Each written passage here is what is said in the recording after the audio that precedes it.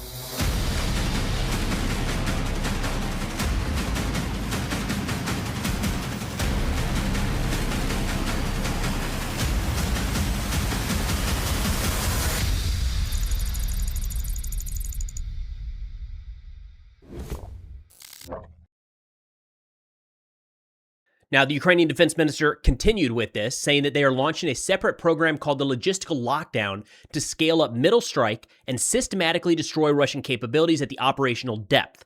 He said, our task is to further increase the pressure on the Russians in their rear and deprive them of the ability to conduct active assault operations. He said, over the past few months, we have quadrupled the destruction of enemy logistics, warehouses, equipment, command posts, and supply routes at the operational depth. A clear pattern is already visible in the dashboards. The more the Russian logistics are destroyed, the less assault operations occur at the line of contact. We've talked about that. It's kind of boring. It does take a period of time, an unknown period of time. If you hit, say, a fuel truck moving from a refinery or from a distribution point to a headquarters facility, that might not affect offensive operations that day.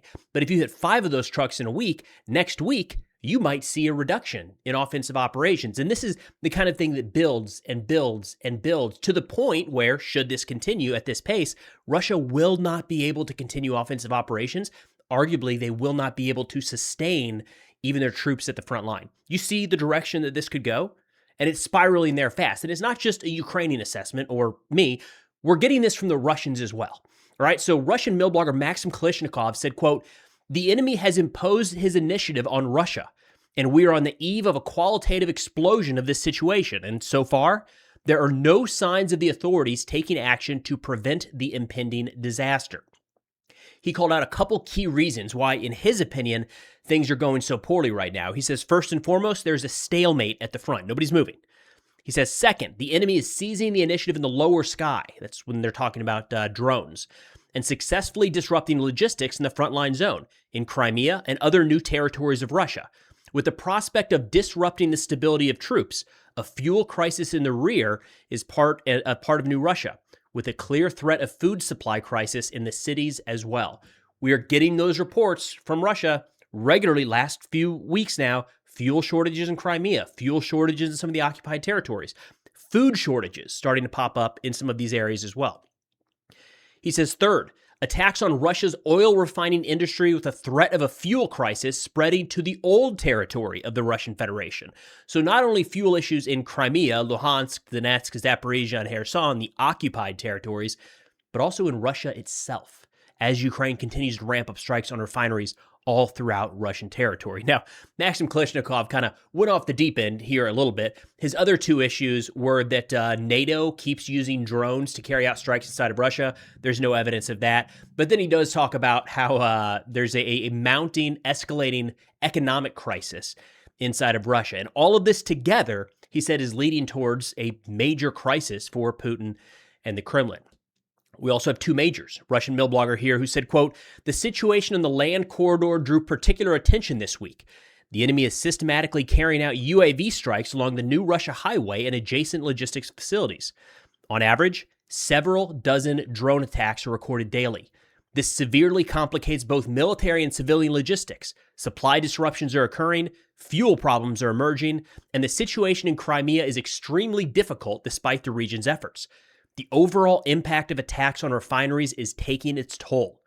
The authorities of Luhansk were forced to prohibit the economic entities from moving along dangerous sections of the New Russia highway due to the new and high increased drone threat." And here's the thing, it's getting worse, right? So what we've seen in recent days and weeks is Ukraine exploiting a gap they have created very methodically in Russia's ability to defend themselves, and it's not getting better anytime soon. They are further exploiting that gap, making it even wider. I mean, for example, the Ukrainian Unmanned Systems Forces just yesterday announced their updated stats on the number of Russian air defense assets that they've destroyed. All right, so this is what Russia is using to protect their skies, and they're dwindling. They're dwindling fast. These are systems that they cannot produce very quickly. Bottom line up front, Russia has to come up with a method of defending against these mid-range Ukrainian strike drones. They don't have one right now, at least one that is scalable across the entire front. I don't want to give the wrong impression here. Russia does have adequate air defenses.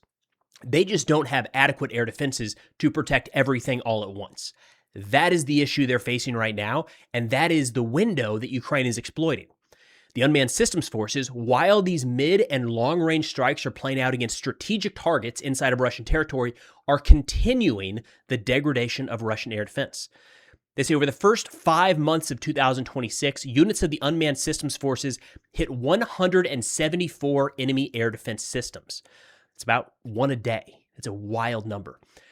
They say among the confirmed targets are anti-aircraft missile systems, radar stations, and electronic warfare systems that ensured the detection of aerial targets, missile guidance, and the protection of enemy troops. Over $5.4 billion is the monetary equivalent of the losses inflicted on the enemy in just the first 5 months. However, the main value of this work is not just measured in numbers. And this is what we're talking about. Each hit air defense system weakens the enemy's defenses and creates conditions for further operations of the Ukrainian Defense Forces at all levels, from tactical actions on the front line to strikes on important military targets in the enemy's deep rear. This is one that's hard to walk through, but I think is important to fully understand. Let's say at the start of the war, Russia had 100% coverage, air defense coverage. They could either see or shoot down anything coming into their airspace. Every one air defense system that goes down needs to be backfilled, right? Assuming there's not massive overlap, and there's probably some. So when Russia loses one system, it creates a little bit of strain. 2, 3, 4, 5, it adds to that strain. At some point in the last few years, Russia has had to make the determination of prioritizing what they're going to defend. What gets the radars? What gets the electronic warfare jammers? What gets the actual interceptors? Because quite frankly, they don't have enough to go around. And Ukraine has added to this by increasing the range and the quantity of their drones. So a couple of years ago, Ukraine was launching 1 to 5 drones, maybe a day into Russian territory, and Russia was shooting it down pretty quickly. They were, relatively short range. Now we are seeing 100 plus drones fired every single night. Some of these nights, over 600 drones into Russian territory. In fact, Russia was talking recently about how Ukraine is quickly approaching 10,000 drone launches a month into Russian territory. So Russia now needs to intercept more and protect more territory because the drones are flying further. And that entire time, their air defense assets are being taken out, as we just saw from the Unmanned Systems Forces. What that has led to, and we're seeing this play out every single day, it's hard to overstate this. The footage that we're getting out of the Ukrainian Unmanned Systems Forces is wild. They're hitting genuine strategic targets that are having a real impact on the Russian war machine. We have this footage here where operators of the first separate center of the Unmanned Systems Forces hit an oil transshipment base in Krasnodar Krai, Russia. They say the oil base is one of the largest storage facilities for petroleum products in the Caucasus. The complex includes tanks with a total capacity of about 1.4 million tons and serves as a key storage hub for the Novorossiysk oil port. They say the facility is used for reception, storage, and transshipment of oil and petroleum products arriving via main oil pipelines for further maritime export.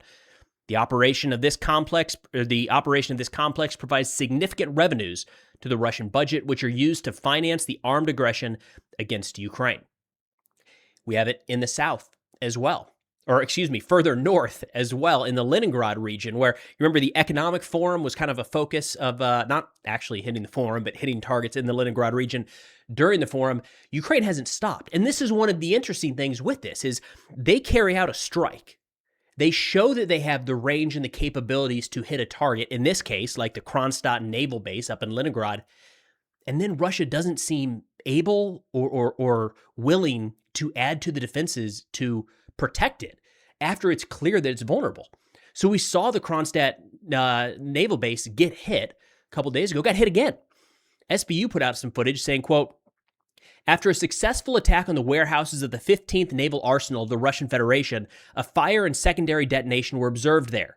The facility stores missiles and ammunition. The fires were reported in the area of the Kronstadt naval base and the Kronstadt shipyard. All of these military facilities support the enemy's naval grouping in the Baltic Sea. At the Ust-Labinsk oil depot, a series of explosions were recorded, followed by a large-scale fire. At least 3 oil product tanks were engulfed in flames. This oil depot is an important rear base for fuel storage and supply for Russian troops in the southern and eastern directions. That slowly affects the situation at the front. Refineries get hit, the logistics get hit. This is spreading to become an issue for the frontline soldiers. It already is in some cases. Russian journalist Anastasia Kasharov, butchered that one, kind of summed this up a few days ago, where she said, quote, the enemy is attacking Kronstadt, oil refineries, the St. Petersburg International Economic Forum is in black smoke, and they're trying to attack Moscow every day. We, talking about the Russian side, report that we captured the settlement of Shevchenko in the Kharkiv region, which had 0 inhabitants in 2022. Put another way, and my words here, not hers, Ukraine is hitting strategic targets while Russia continues to exchange lives for a few more inches of Ukrainian land. We'll see which one of those is more sustainable over the long term. And then I owed you guys a quick fundraiser update here. We just kicked off our summer campaign with Car for Ukraine. We're trying to pick up 35 total vehicles for frontline units in Ukraine. And we got some crazy footage I'll play here in a second from the unit that we're supporting. 2nd Battalion, 104th Territorial Defense Brigade, the Seraphims. It's a drone unit. For those interested in learning more about this campaign, I'll have the link in the description and pinned comment. You can go there and find out all the details that you need to know about this campaign, and if you'd be interested in contributing. But if you want to see how these vehicles are used on the front, check out this video here from the Seraphims. And with that, we'll wrap up. Thanks for watching, and we'll see y'all next time.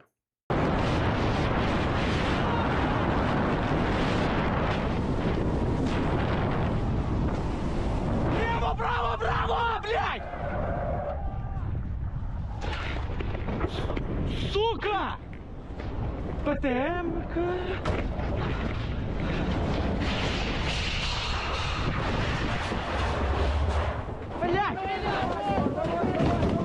Залазьте, мужики! Давай, всі залазь! Всі, блядь! Всі залазь! Де Васик?